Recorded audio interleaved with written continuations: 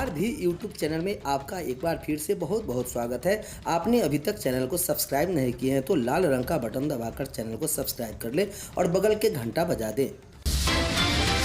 शिक्षकों के लिए इस वक्त मंत्रिमंडल से बड़ी खबर आ रही है। शिक्षा मंत्री आलोक मेहता ने खुलकर कह दिया, शिक्षा विभाग में कोई चुनौती नहीं है। शिक्षा मंत्री ने पदभार ग्रहण किया, अफसरों के साथ की बैठक। बड़ी खबर पटना से आ रही है। शिक्षा मंत्री आलोक कुमार मेहता ने कहा कि पिछले एक साल में शिक्षा विभाग की तस्वीर बहुत बदली है। यह देश के लिए जल्द उदाहरण बनेगा। कुछ कड़े कदम उठाए गए हैं, दवा कड़वी है लेकिन इससे मुनासिब इलाज भी होगा।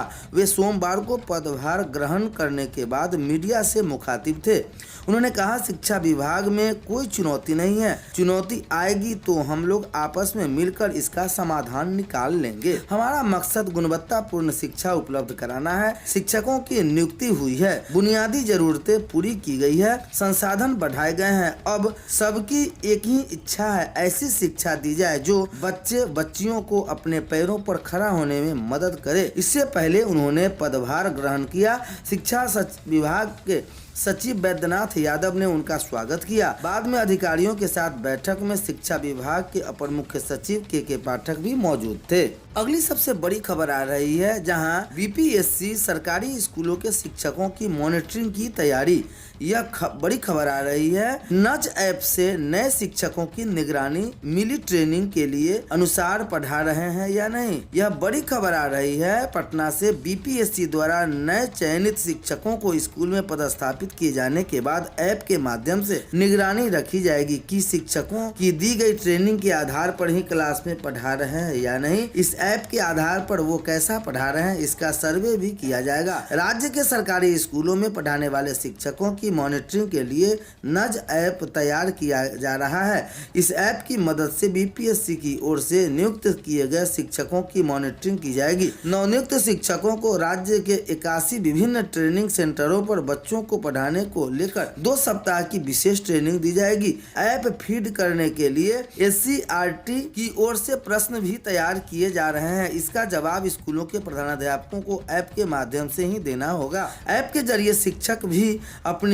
ओर से फीडबैक भी देंगे। ऐप के अलावा शिक्षकों स्कूलों में शिक्षकों के पढ़ाने के स्तर को समझने के लिए निरीक्षण टीम को भी कुछ सवाल किए जाएंगे। इसके आधार पर उन्हें रिपोर्ट सौंपनी होगी। निरीक्षण टीम की एससीईआरटी की ओर से तैयार किए जा रहे सवालों का फॉर्मेट भेजा जाएगा। ऐप में सुरक्षित मैसेजिंग प्रगति ट्रैकर की सुविधा होगी। ऐप में सुरक्षित मैसेजिंग प्रगति ट्रैकर, ग्रुप लीडर बोर्ड और डिजिटल नोट्स की भी सुविधा होगी। नज ऐप के माध्यम से शिक्षकों के पढ़ाने के स्तर को समझाने के साथ ही शिक्षक अपनी समस्याओं या फिर पढ़ाने में होने वाली परेशानियों को बता सकेंगे। दिए गए क्वेश्चन में अगर किसी मानक को पूरा नहीं किया जा रहा है तो शिक्षकों को उसकी वजह बतानी होगी। ऐप में दिए गए सुरक्षित मैसेजिंग का इस्तेमाल कर शिक्षक फीडबैक भी दे सकेंगे।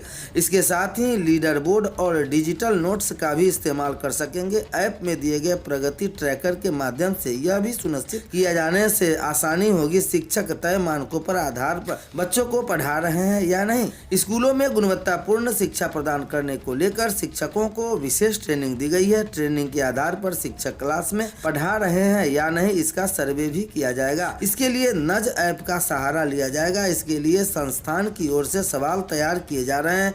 इसके आधार पर सर्वे किया जाएगा। ऐप की मदद से शिक्षक अपनी ओर से भी फीडबैक देंगे। सज्जन आर, डायरेक्टर एससीईआरटी। ठंड को लेकर स्कूलों में छुट्टी को लेकर बड़ी खबर आ रही है। छुट्टी पर शिक्षा विभाग और डीएम आमने सामने।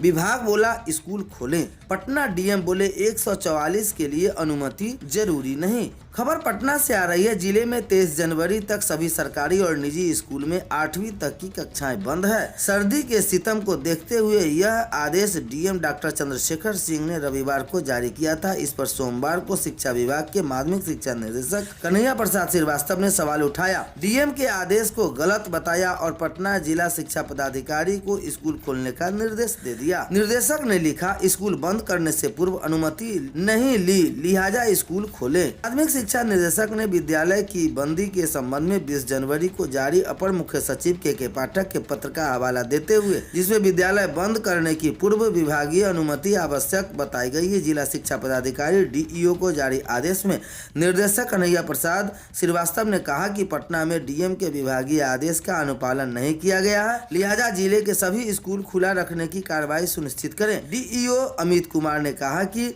सभी स्कूलों के प्रधानाध्यापकों को विभागीय पत्र के प्रतिलिपि भेजी गई है और निर्देश के अनुपालन करने को कहा गया है। डीएम का जवाब, कोल्ड डे के कारण स्कूल बंद किए गए हैं, पत्र नियम विरुद्ध है। डीएम चंद्रशेखर सिंह ने माध्यमिक शिक्षा निर्देशक को लिखे पत्र में कहा कि कोल्ड डे के कारण बच्चों की सेहत बिगड़ने की प्रबल संभावना है। एहतियात दंड प्रक्रिया सहित संहिता 1973 की धारा 144 में प्रदत्त शक्तियों के तहत कक्षा 8 तक के स्कूलों को बंद रखने का न्यायिक आदेश निर्गत किया गया है। इससे विभागीय अनुमति लेने का प्रावधान नहीं है और नहीं इसे किसी गैर न्यायिक आदेश या पत्र से इसे बदला जा सकता है। सिर्फ सक्षम न्यायालय ही आदेश को न्यायिक सक्षम कर सकता है। इस प्रकार माध्यमिक शिक्षा निर्देशक का पत्र विधि विरुद्ध है। विभाग चाहे तो विधिवत मंतव्य प्राप्त कर सकता है। जानकारों की राय, कोल्ड एलर्जी का खतरा, बच्चों की पढ़ाई जरूरी है। ठंड के मौसम में कोल्ड एलर्जी होने पर का खतरा है।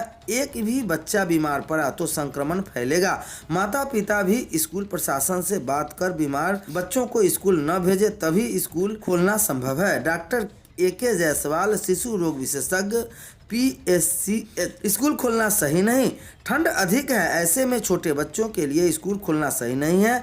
यह उनके स्वास्थ्य के साथ रिस्क हो जाएगा। एहतियात के साथ बड़े बच्चों के लिए केवल स्कूल खोला जा रहा है। प्रेम रंजन, महासचिव, Bihar public and children welfare association. 150 crore शिक्षा विभाग को योजना मद में मिली।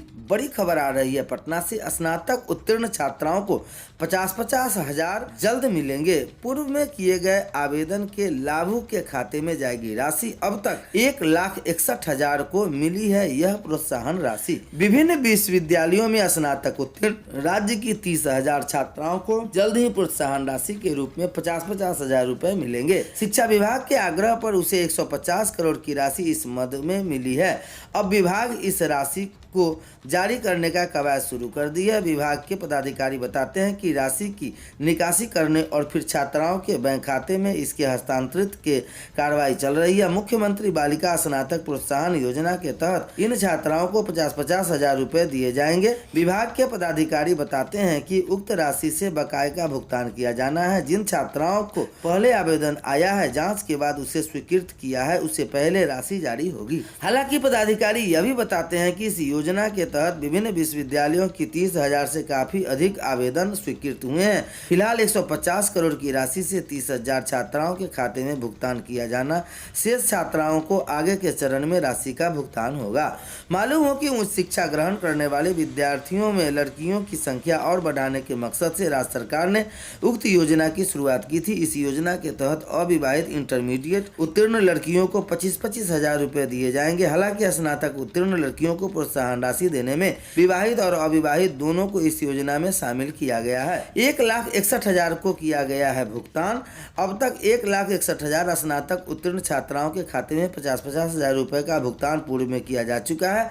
1 अप्रैल 2021 के बाद स्नातक उत्तीर्ण छात्राओं को 50-50 हजार देने का प्रावधान किया गया है। इससे पहले इस मद में स्नातक उत्तीर्ण सभी छात्राओं को 25-25 हजार रुपए दिए जाते थे।